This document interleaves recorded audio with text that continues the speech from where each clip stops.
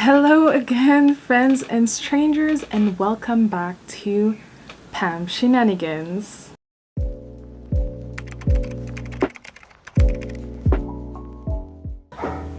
Oh shit, here we go again.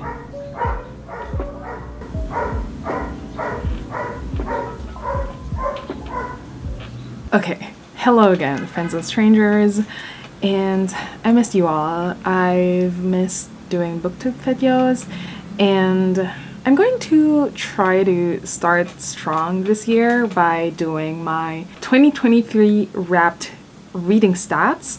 I used to do this before, as in I think around 2021 or 2022, where I did a yearly wrap up where I talk about my favorite books, my reading stats, other books that I look forward to. But today I'm just gonna take it easy and do reading stats instead.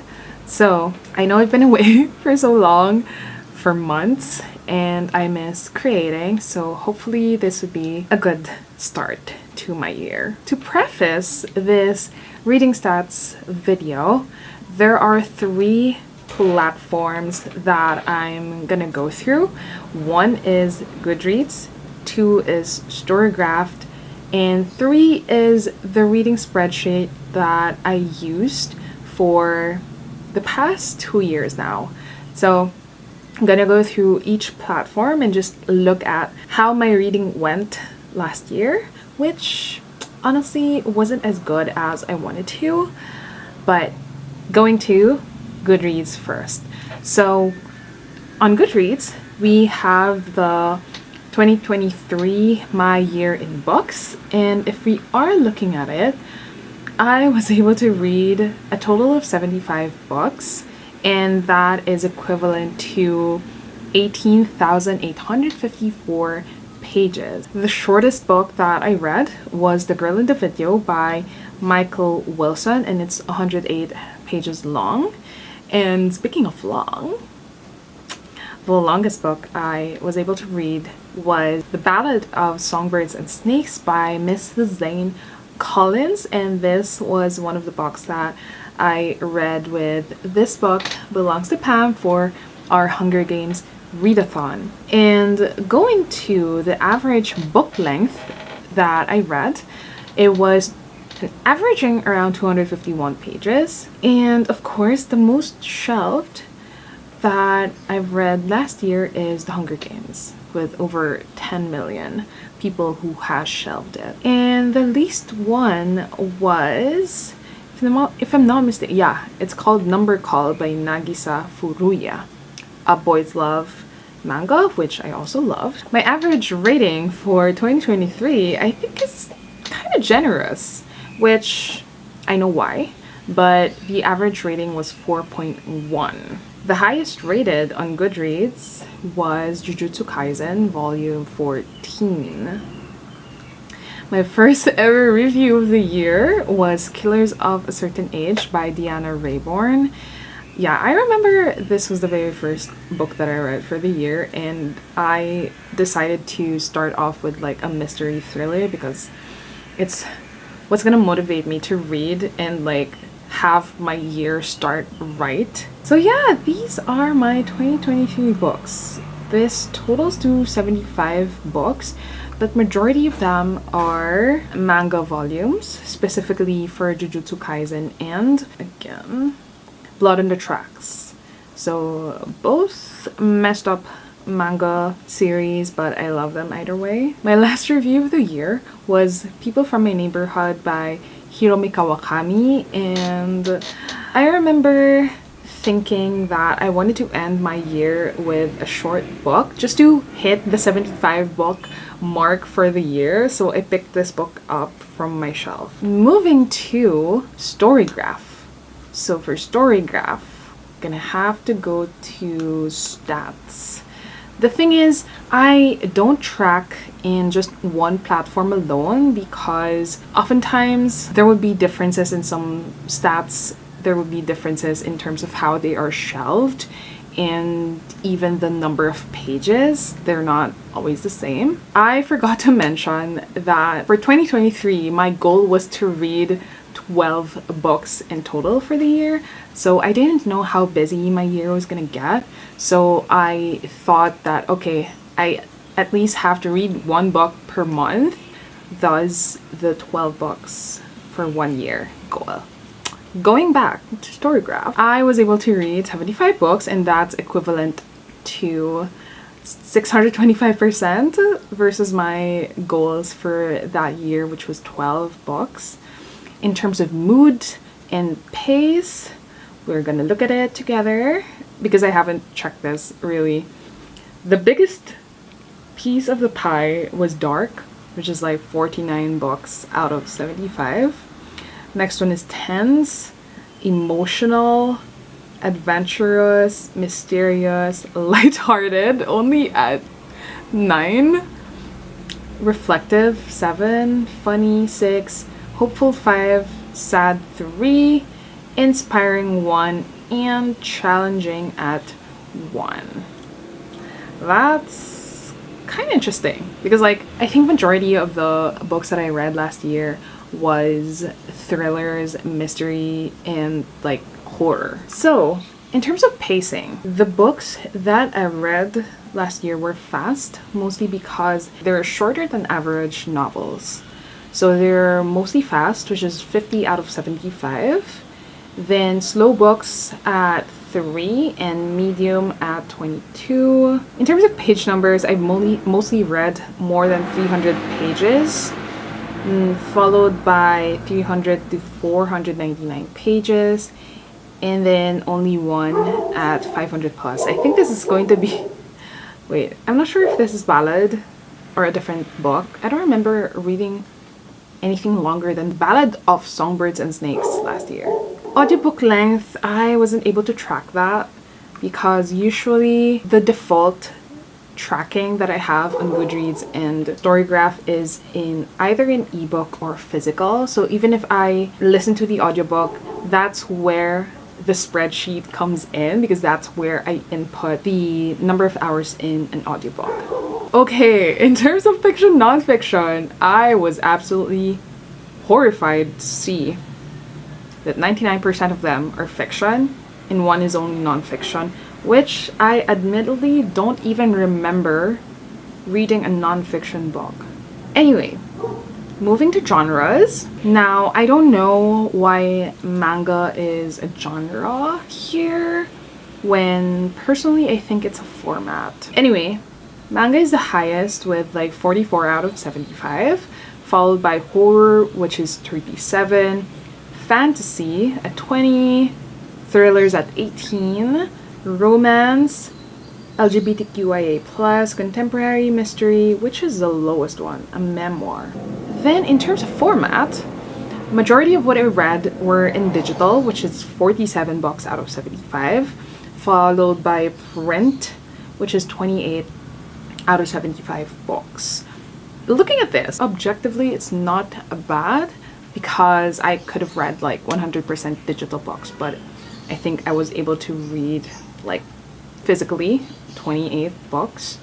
I think this is why I kind of doubt, or I kind of get confused when it comes to tracking using Goodreads or Storygraph, because sometimes I'd forget to properly track the format of the book in Storygraph because I would just like speed through the search for the book and be like, okay, this is what I'm currently reading, and then I'll go back to actually reading. My most read authors.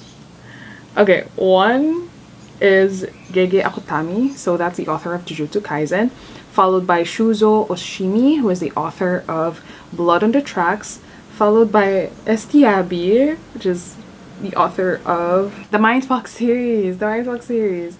So followed by Mrs. Zane Collins with 4 books. Nagisa Furuya, Okura, Geneva Rose, I read 2.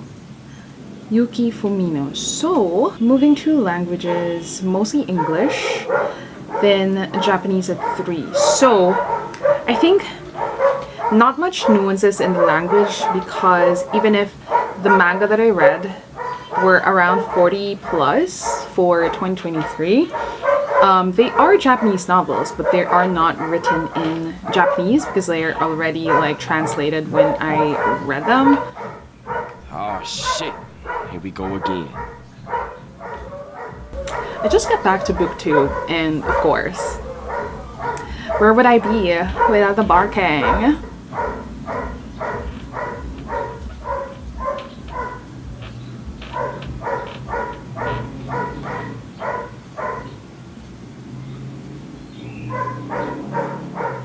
Okay, let's just go with this. In terms of number of books and pages per month, my highest was February with 14 books read, and August with 13 books read. My lowest number is October and November with only 1 book read. I am so embarrassed because I used to have a brain that reads like 17 books per month, but I feel like the only reason I got like more than 10 for February and August was because I was on a roll when it comes to reading manga series. So I am ashamed. In terms of star ratings, so the average was 4.17 here in Storygraph. So I've mostly gave 4 stars to 32 out of 75 books. I gave 18 books 5 stars, 13 books 4.5, and then 8 books 3 stars, and 2 stars given to 2 books. Okay, so now we can move to the bookish spreadsheet. So for this reading spreadsheet, this is from Hardback Hoarder, and I have been using their template since 2022, and I am still using it for this year of 2024. So what I love about this spreadsheet is that it's customizable in terms of like the categories that you want to track, so you can easily remove them or you can leave them empty, and it tracks most of the stats that I want to track. So I have some sheets here, but not all of them I use, and that's okay. Let us move to the yearly stats first. So here you'll see the different graphs in terms of like my whole year of 2023. You'll see the totals over at left. Total of pages read is 18,657. Audiobook hours listened is 220 hours. Books acquired, I didn't track that because I didn't really acquire physical books. I remember buying like 2 ebooks or 3 ebooks last year. Library checkouts, that's a total of 22 out of 75 books last year. Total of 75. Rereads should be 5. Rereads should be 4 because I reread the whole Hunger Games trilogy. This one, books owned versus books read, I didn't track this, but I just left it here. Then it's kind of embarrassing to see the number of books read in a month numbered like this. So here we'll see February as the highest, followed by August, followed by September and January. Then they would have a graph to showcase that. Then in terms of format, they also have it here. I apparently didn't listen to just an audiobook. It's always ebook and audiobook if I'm ever going to read with an audiobook. So I've read 49 equivalent of ebooks, 19 ebook and audio. Physical and audio is just 1, then 6 physical. In terms of audience, mostly adult, and then 12 young adult. In terms of where the books are from, you can also track that here. And again, the beauty of this tracker is that you can customize this. So if you're familiar with Google Sheets or Excel, it's very easy. You can both edit here in this yearly stats sheet, and then make sure to have that category reflected in your main books read sheet as well, so it's easy to track and it's not gonna pull up some errors. The highest I got is with other. So this is either online, i.e. manga series, followed by Libby. The rest are owned physical or ebooks. 2 are gifts. So that's in terms of the library books that I was able to check out from Libby, all of them I was able to read. That's a total of 22. Looking at the series stats, I read a total of 51 books that are from a series. 23 are standalones. I am missing 1 book here because this totals to just 1 book. So I think I wasn't able to track the last book I read. I don't know. It should. Oh, here. This is standalone.